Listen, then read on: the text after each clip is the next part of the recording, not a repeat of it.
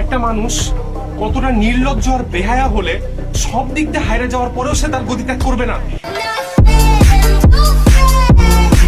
সে তার স্থান ত্যাগ করবে না ভাই। না মানে আপনি তো একটা নির্লজ্জ সর্বোচ্চ উদাহরণ সেট করলেন আমাদের জন্য।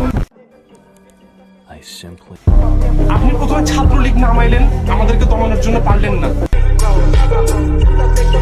তারপরে পুলিশদেরকে নামাইলেন, পারলেন না। বিজিবিকে নামাইলেন, পারলেন না। আপনি র্যাবকে নামাইলেন, পারলেন না। আর্মিকে নামাইলেন, তাও পারলেন না। শেষমেশ আপনি কি করলেন? ইউএনের লোগো সম্বলিত ট্রেন নামালেন, গাড়ি নামালেন, যেটা শুধুমাত্র ইউজ করার কথা ছিল শান্তি মিশনে, আপনি সেটা নামাইলেন ইলিগাল ভাবে। যেটা নিয়ে আলহামদুলিল্লাহ ওই দেশ এখন ইউজ করতেছে। যে ট্যাঙ্কটা ইউজ করার কথা ছিল শান্তি মিশনে, সেটা আমাদেরকে মারার জন্য আপনারা ইউজ করতেছেন। তারপরে আপনারা নাটক করে কি করলেন?